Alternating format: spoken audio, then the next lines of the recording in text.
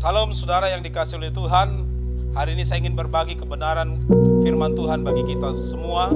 Nah, saya memikirkan sebuah topik berbicara tentang jadilah tenang.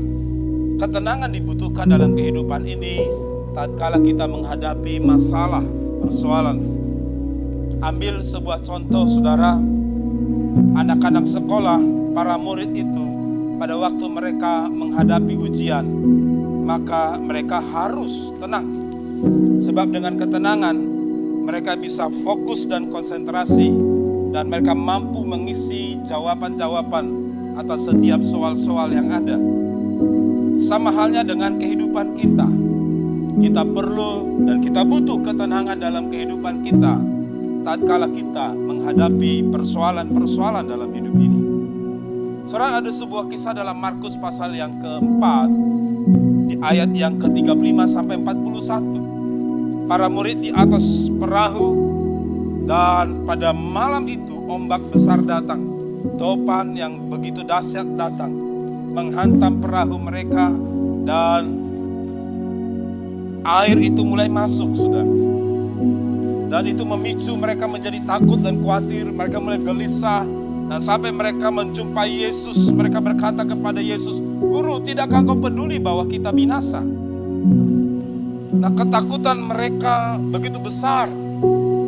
Dan mereka kemudian berkata kepada Yesus, "Guru, tidakkah kau peduli bahwa kita akan binasa?"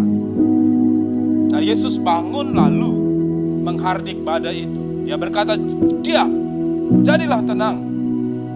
Nah, saudara yang dikasihi oleh Tuhan, saya tahu persis bagaimana rasanya di tengah badai yang besar. Karena saya mengalami pengalaman yang cukup banyak di lautan ketika pergi pelayanan ke pulau-pulau, menghadapi badai demi badai yang kita seringkali hadapi. Pernah suatu kali ada 2-3 meter ombak yang begitu besar itu menghantam perahu kami, di mana kami punya perahu itu sangat kecil, saudara. Nah, apa yang terjadi di tengah seperti itu? Memang ketakutan itu bisa datang, saudara. Saya merasakan ada satu ketakutan yang muncul.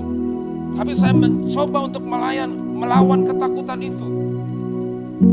Karena apa? Karena kalau saya hidup di dalam ketakutan, berada dalam ketakutan, maka orang yang membawa perahu itu mungkin akan tidak konsentrasi. Sehingga badai itu bisa membuat perahu terbalik dan tenggelam.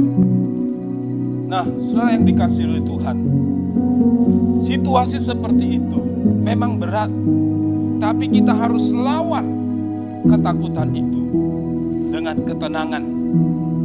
Nah, satu hal yang menarik adalah pada waktu para murid bersama-sama dengan Tuhan Yesus di tengah badai itu, di sana Yesus menghardik badai. Dia berkata, "Diam, jadilah tenang." Alkitab berkata di dalam Mazmur pasal yang ke-62 ayat pertama, "Hanya dekat Allah saja aku tenang." Jadi ketenangan kita akan peroleh ketika kita bersama dengan Tuhan, berada di dalam Tuhan. Ini hal yang sangat penting.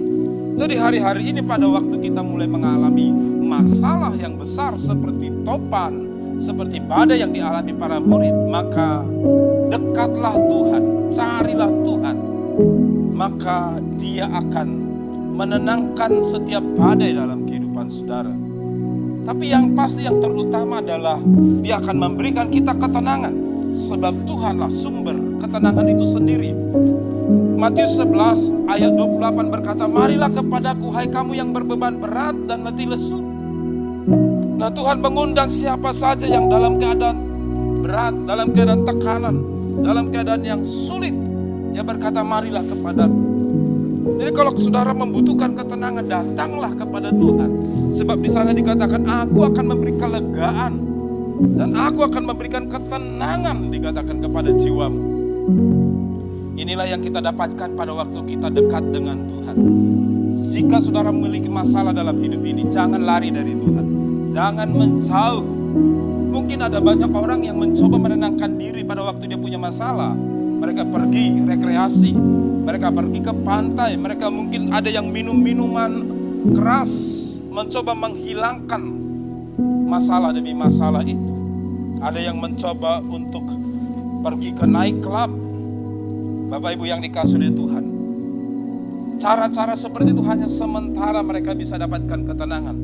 Tapi ketenangan yang daripada Allah itu bersifat ketenangan yang kekal adanya.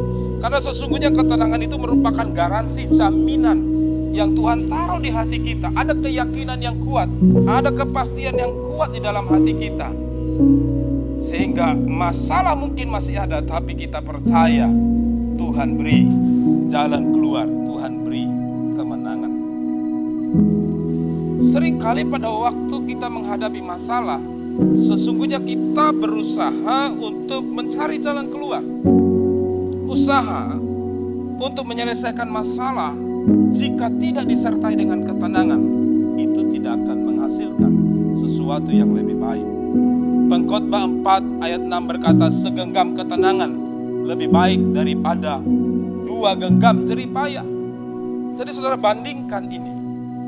2 genggam jeripayah, usaha untuk menyelesaikan masalah saudara tanpa ketenangan, itu tidak akan menghasilkan yang lebih baik. Dikatakan lebih baik 1 genggam ketenangan. Oleh karena itu saudara yang dikasihi oleh Tuhan, saya ingin menutup pesan ini 1 Petrus 4 ayat 7. Kesudahan segala sesuatu sudah dekat. Kuasailah dirimu, jadilah tenang, supaya kamu dapat berdoa.